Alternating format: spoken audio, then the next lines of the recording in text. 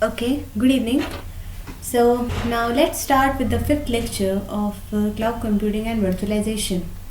Today we'll be learning about TCO, which is total cost of ownership. Okay, so this is a really interesting topic, and I don't think so that you have ever heard about this term, because usually people don't consider the indirect cost whenever we are buying anything. Now, just start with some example. Um, a middle class man wants to buy a car, fine, and then he sees online, and he likes two cars, fine, which are from two different brands. Now, uh, the brand X is going to cost him around $1,000. Fine, the car. See, the man has a saving which is of total $2,000. Fine. Now, brand X is going to cost him $1,000, and the car from brand Y is going to cost him around $1,200. Now, you might be thinking that fine, these two costs are within his budget and he can easily buy any car. It can be a car either from the brand X or the brand Y. But now, here's a twist. See, we are seeing only the direct cost, the only the purchased cost which we are able to see, right? This is the visible cost. What about the hidden cost? There are hidden cost, fine, indirect cost, in short, which I should say. The cost such as the shipping cost, the tax, the insurance, right? So when adding up to all these costs, this thing reaches to around $2,700, and this thing reaches to around what? Maybe $2,500. So now, what do you think? Which is the best buy? Definitely, it's Y, right? So through this example, I want you to see that you cannot consider only the direct cost which is visible to your naked eyes, right, while buying any product or services. You have to consider the hidden cost as well. So this is what is the basic idea behind TCO. Basically, what are the origins of TCO is that it dates back to Napoleonic era, where the engineers, they would try to assess the efficiency of their tenants by analyzing their service life and any kind of repairs required, fine. So this is a very old concept, but it was later formalized by the US Department of Defense, and this term was coined back in like around 1987. It's by the Gartner Group. So basically everything is I'm going to tell you in the later slides. So just let's start. Fine. So total cost of ownership is basically a calculation method that determines the overall cost of a product or a service throughout its life cycle. This method combines both the direct and the indirect costs. Indirect costs are also known as the hidden cost. Fine. These are the various definitions. These three, just a second, 1, 2 and 3, these three are the various definitions which are available. Like for example, the second definition is that TCO is the total cost of acquiring, using, managing and withdrawing an asset over its entire life cycle. What, like for example, that the example that I gave you, we at the first glance only considered the purchase cost, which was the cost of acquiring the asset, right? We were only looking at the direct cost that we could see, $1,000 and $1,200. But no, what about the later cost? We have to see the perspectives from future point of view as well, right? That what about the car, that how much average it is going to give, how much distance can it travel with a certain amount of petrol that you are going to, right? So all these costs, tax and everything, right? What about the maintenance cost? The same goes with the cloud thing as well. Now, there is another definition, that analysis that places a single value on the complete life cycle of a complete purchase. Basically, total cost of ownership, it highlights the difference between the purchase price and the long-term cost. We often disregard the long-term cost. People and even the companies, too many companies often focus only on the purchase price, right? There are certain other disadvantages as well, like there are, like for example, if a company is expensing like if they are spending some amount of money directly, then they'll be having a record, right? Like GST and everything, but they won't be having a proper documentation for the indirect cost, right? So secondly, the managers, they found out that the supporting hardware or the software is 5 to 10 times more than the purchase price. So these are all the hidden cost I'm talking about. Also, so basically total cost of ownership analysis, it can also help us to make a comparison between critical leads versus a buy comparisons. So there are many advantages of TCO. Try to work on this, that you can just find out the differences between this, that what is the actual difference between total cost of ownership and the price. Price is only the direct cost that we are investing initially, and TCO is all the cost that you are going to be spending, that is the cost of using the product, the cost of maintaining it, everything, right? So you can even search for more differences or the bullet points between these two terms.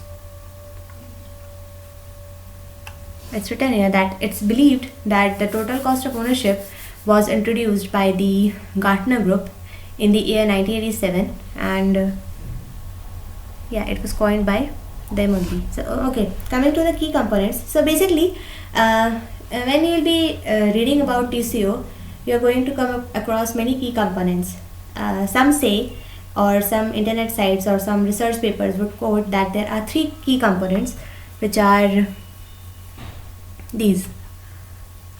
Some say there are 5 key components.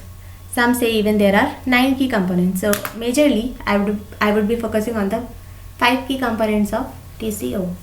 The first key component, which is the physical hardware cost, or it is also known as the acquisition cost. Okay. So under this cost, you will be covering the cost of equipment or the property before taxes, but after discounts, commissions, etc. Okay. Second is operating cost. So second is operating cost, and in operating cost, basically all the cost containing subscriptions or services needed to put the items into business use, all these come under the operating cost. Also the cost which are the utility cost or the direct operator labor or the initial training cost for any service or product, all these come under the operation cost. Third is the personal cost. Personal cost consists the cost of the administrative staff or the ongoing training or any maintenance work which is going on. So for maintenance work, you are going to be required to be troubleshooting certain issues, right? So all the troubleshoot labor will also come under the personal cost. Now next comes the accounting contributions.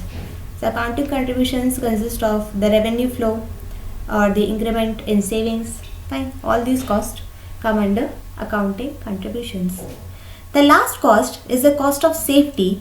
Cost of safety is very important from a company's point of view, because a company should always keep some infrastructure for the probable events that might occur in the future. That, for example, your business might go in a loss, or there might be some casualties. So anything can happen in the future. So certain amount of infrastructure should be given to cost of safety tag, right? You should invest sufficient time and money for any big expenses that might occur in future. So this consists of the hospital bills, or the increasing insurance, right? Paid time off, or the at times the productivity decreases, or even the rehabilitation cost. So these are the key components of TCO. You might have heard about the iceberg theory. Iceberg theory says that we can only tackle the problems and the issues in our life or in like anything which are visible to the naked eyes. The tip. See, the iceberg has two parts.